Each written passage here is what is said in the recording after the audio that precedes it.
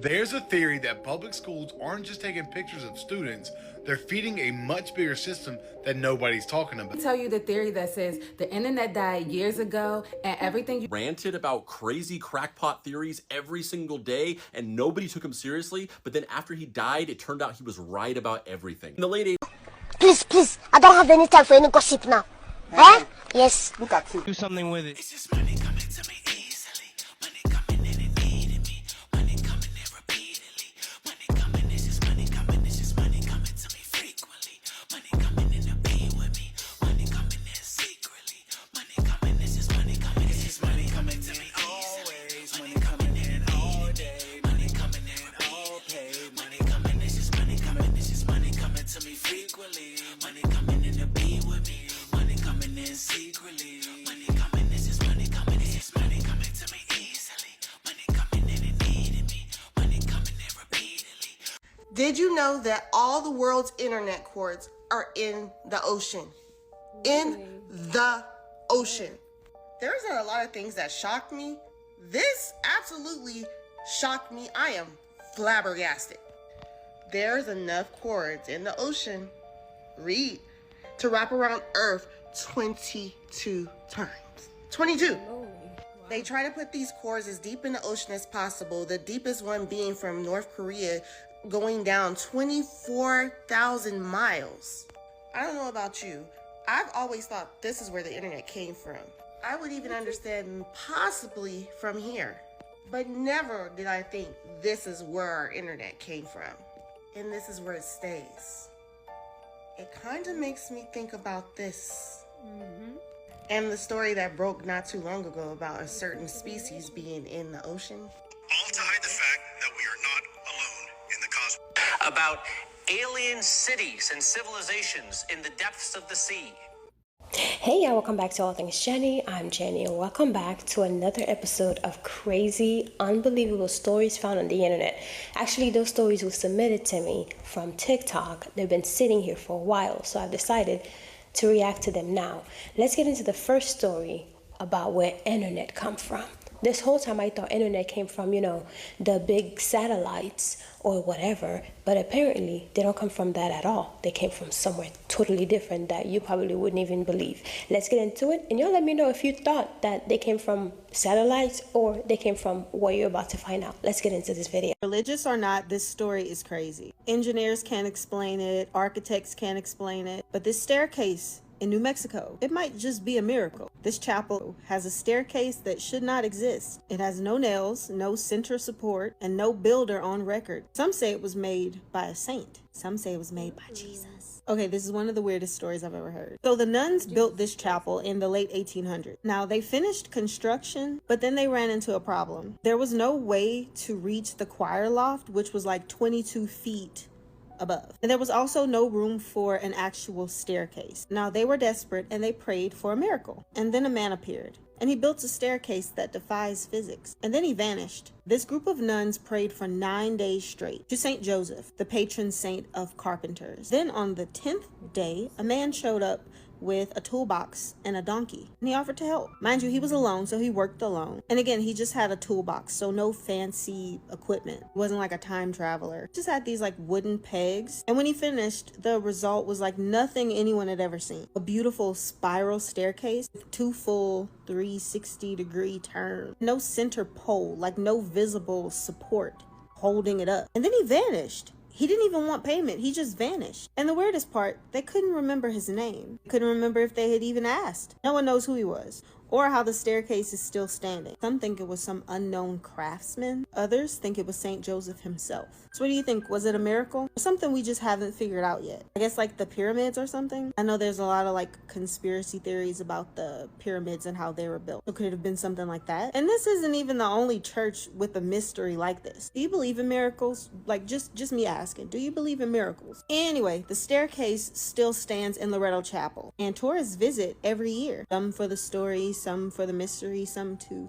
experience the miracle that is this staircase that shouldn't really exist. It's one of my favorite mysteries, but I have tons of other ones. Let me know. Comment down below if you want to hear more like this. We can explore more of the eerie and the unexplained. I'm Candy Cane Lukai, and you should follow me if you like weird mysteries and unsolved haunted histories, etc. Posting some creepy shit every day. I mean, I can't lie, it's a pretty cool staircase. But then again, you did pray to the saint for some help. So maybe it's not the saint. Maybe the saint sent someone, and on top of that, they request for them to not take any money, right? So it could have been someone that was sent by the saints. A lot of people don't really trust that saints actually work. Let me tell you. Like it or not, the Catholic people do a lot of rituals. And when they pray to saints, saints do move mountains. I have to tell you this, saints do move mountains, but there's a specific saint for every request that you have. And if you pray enough and you do whatever you need to do for this saint, there's a saint actually that you could read. You could read this psalm in the Bible, and there's this saint that you could pray to if you're about to go to jail, right? God forbid you have to go to jail. You pray to this saint, and you will drive by the jail, and you'll pray, this prayer, this psalm, and to the saint, and the saint will prevent you from having to go to jail. Saints actually do. Not many people know this, but in the 1990s, there was a conspiracy theorist with a public access show where he ranted about crazy crackpot theories every single day, and nobody took him seriously. But then after he died, it turned out he was right about everything. In the late 80s and throughout the 1990s, there was a man named Clay Tiffany who had a public access TV show called Dirge of the Charlatans, where he would sit for hours on end and just rant and ramble about all kinds of conspiracy theories about elite government corruption within the city. He would talk about judges laundering money through nonprofits, and NYPD officers falsifying crimes to throw people in jail, and members of the NYPD acting as roving gangs and enforcers for the mob. But then something happened to Clay Tiffany. In March of 1997, he was pulled over by an NYPD officer named Nick Tartagliani, who said that he had seen Clay Tiffany's show and wanted him to stop talking about the NYPD, and that he was connected to the mob, and if he didn't shut up, he would have him taken care of. Or at least this is what Tiffany claimed the following day on his show, where he talked about the incident. And as Clay Tiffany claims, the next day after this broadcast, Nick Tartagliani showed up at his house, threw him against his police cruiser, arrested him, and brought him in on some made-up disturbing the peace charge. But Clay Tiffany was not going to be bullied, and he would not give up. So the next several years on his show, he did a full investigation of Nick Tartagliani, sending in a bunch of requests with the Freedom of Information Act to the government to get documents about him. And he dug up a ton of dirt, like multiple police brutality reports, a bunch of excessive force complaints, and unexplained departures from dozens of his previous police jobs. And in response, Clay Tiffany claims that he was attacked and brutalized by Nick Tartagliani and his cop buddies multiple times throughout those years. The first incident, he was attacked outside of his home again. The second incident, he was thrown to the pavement and beaten outside of a town meeting. And the third incident, he was beaten so badly that he was hospitalized for weeks. Tiffany ended up suing Nick Tartagliani. He didn't win, but there was an undisclosed sum settled out of court. But more importantly, he had lost any credibility that he ever possibly had because of these repeat accusations of Nick Tartagliani, and people started actively calling for his public access show to end. So in the early 2000s, that's exactly what happened. The show ended and Clay Tiffany disappeared from public life. And in 2015, he died from heart failure. But in 2016, Nick Tartagliani was arrested for the execution-style murder of 4 men in a drug trafficking job gone wrong. Clay Tiffany was right. Nick Tartagliani was mob connected, he was corrupt, and him and his buddies were running as enforcers for the mob within the NYPD. And what's even crazier is that Nick Tartagliani was, at one point, Jeffrey Epstein's cellmate and the last person to ever see him alive that we know of. And real quick, if you like my videos and you want to see more in-depth writing from me about pop culture, movies, TV, video games, weird historical facts, so on and so forth, you can do that here. You ever felt like you're talking to nobody online? Like the internet is full, but nobody's alive? Let me tell you the theory that says the internet died years ago and everything you see now is basically bots keeping the lights on. So it's called dead internet theory, and it basically says that the internet that you think you're using isn't even real anymore. Not like it shut down or the Wi-Fi went off, more like around 2016, 2017, the humans left, the bots came in and took over. And here's where it gets weird. People say that they noticed a shift, like suddenly everything became repetitive, soulless, and controlled. Then trends started looping, comments all sounded the same, and then they started to sound like AI talking to another AI. Supporters say that 80 to 90% of what you see online is now generated and not created. Think about it. Those random accounts that comment instantly on everything, the posts with no real friends, no photos, no real personality, and then like the memes that appear everywhere with no original source. Some people think they're not real users, they're placeholders like NPCs. And all of them are bots designed to make the internet look alive. And the deeper you go into this theory, the creepier it gets, because it doesn't say that the internet was changed, it says that it was like completely taken over by corporations, by government algorithms, all to control what's being talked about, the trends, and what people believe. So basically, you're scrolling through a giant illusion, like a digital stage play where humans are the minority now. And once you notice it, you can't unsee it. Be honest, do you think the internet still feels alive, or have you noticed the shift too? So the dead internet theory, I'm starting to believe it because I noticed it, right? Now, I can't say it's all the people on the internet are fake, because clearly I'm a real person and a lot of people online are real people. But the whole bot situation, I do believe that is true. Because recently, actually not recently, for years now I've been watching this YouTube channel, right? And I thought it was ran by an actual person, but of course they didn't, it like not on camera type stuff, right? They sound like a real person, and they're always the first to drop the news, whatever it is, whether it be like urban news, American, whatever kind of news. They're the first to drop it, and they seem to have all the information.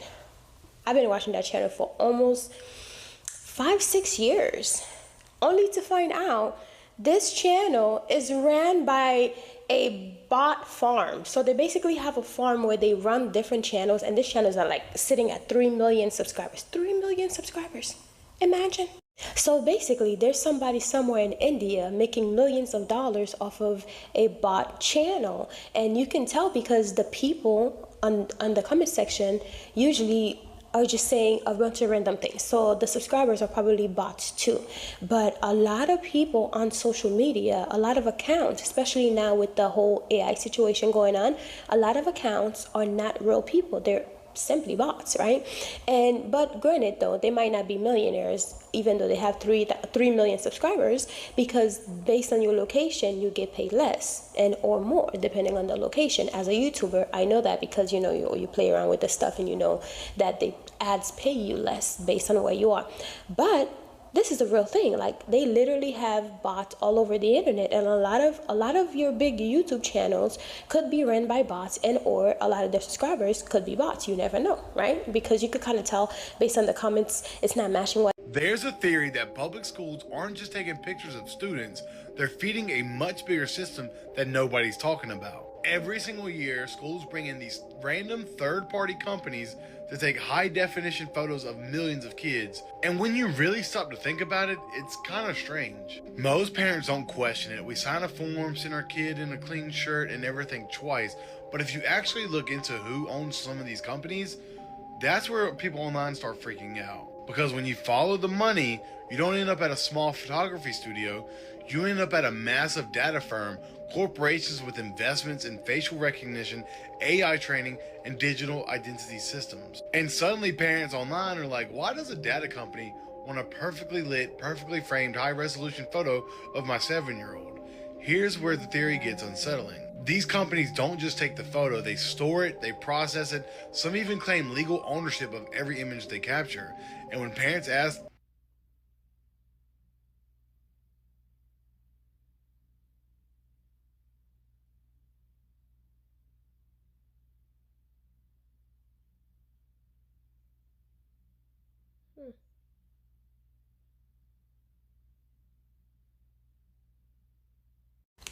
Now that you brought it up, I never thought about it other than the fact that, it's a great business thing, right? Because every school does this in America.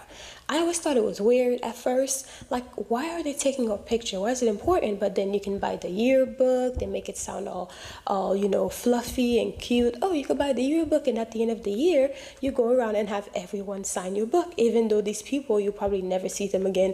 It's not like you really care about them. None of that. But some people who never got the book, they'll get like a T-shirt, and people will sign on it, and eventually the T-shirt get washed. All the signatures are gone. But anyways, people would use this as like a connection thing, even though like they don't care about half the people in the book, right? Especially me. Because during high school, look, I used to get bullied all the time in high school, and I used to hate it. I mean, I used to hate going to school, but I had to because I couldn't miss a day of school, because living in a Haitian household, unless it's flooding and you literally cannot get to school, that's the only reason why you would miss a day of school. But the whole picture thing is very strange, right? Because I remember I was watching a show. I don't think it was Black Mirror. Y'all let me know if it was Black Mirror, because I've seen Black Mirror a couple times. There's some episode that I'll rewatch, but they always teach you something in every episode. Or it was One Sentence Storytelling. It's a Netflix show. It's called One Sentence Stories. Anyways, just like Black Mirror, very strange, very keeps you thinking. But anyways, I saw one episode of a show. I have to find out the show. I can't talk. I have to find out the show name so I can tell you guys, because I always bring you guys the shows that I'm watching. Anyway, so one of the episode was this girl. She did not like taking pictures, but she have a sister who loved taking pictures. And towards the end of the show, the girl's face was completely blurred out, like in person, because of the pictures she was taking. Come to find out, she went to this photo farm. It was this phone that they purchased, and she signed something, or she agreed to something without reading the fine print. We all do the same thing, right? We don't read the fine print. Well, at least most people don't. But anyways, she signed it. She started taking pictures of herself. She started enjoying all the attention she was getting on social media. She kept taking pictures, and eventually the app started stealing her features. Like everything, like her face became blurred, like somebody took an eraser and erased all her features and forgot to put them back. It was very, very strange that, they were stealing her pictures. And then finally she went to the farm, and she literally had to sell her soul to get her features back, because she started to become blurry. Her whole face became blurry. Her sister started noticing it, because the sister's not into social media, so she's not taking pictures like that. So she noticed the difference when no one else around her, like her friends, didn't know the difference, because they were all also disappearing. So it's very, very interesting that this place has a whole farm to keep your pictures that they take every year, and they make you pay for it. So it's the crazy thing is they make you pay for them to purchase your picture. So they basically make you pay to sell your soul to them, technically, because yes, we might not consider it as selling your soul, but there's something spiritual about taking pictures, right? Because your soul is captured in this picture. That's in my opinion, based on what I've learned. They always say, even in spirituality, they tell you don't take pictures when you're sick. I might have to make a video about this, right? A lot of people don't know this. But they tell you not to take pictures when you're sick, because it captures that moment. It captures your essence in that moment. That is the reason why people can look at pictures and it brought them to that time when they took that picture. Like I work in nursing homes and all that stuff. So I see how the patients, right? Their family will bring them pictures to help them, bring back the memories and everything, even though they don't remember anything, not even their name or their kid's name or anything, but they always seem to remember their husband's name. It's very strange. Anyways, forget my kids, I remember my lover's name. It's strange, right? But anyways, that's just how the nature of the beast. But in my opinion, they always, or not in my opinion, but most people know this, that pictures does capture your essence in that moment. So when they capture your essence, it might not be that deep, right? People might say it's not that deep, right?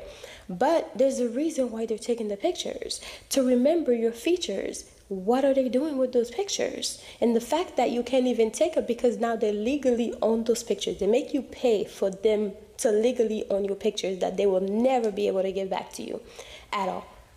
One, they might say, oh, I deleted. They probably have thousands of copies. Why are they going around every year in every school to take pictures of children of all ages? I've never questioned it, other than it's a good business idea. They come, they swap. It's good for the school. It's good for the picture people. They swap, pay each other, get money. Not only are they making you pay for the picture that they just took of you, but they're also making you pay for the yearbook if you want to get the yearbook. And then they have all these extra things that you could buy. You get your children's pictures on a calendar. So it's a whole lot of money. But also, they're doing something a little bit strange with your pictures. Because what do you mean? You have them all over the world, first of all. And then on top of that, I can't just say, I don't want you to have my pictures anymore. Like, I need my pictures back. Those are my pictures. You know, what are they doing with my pictures?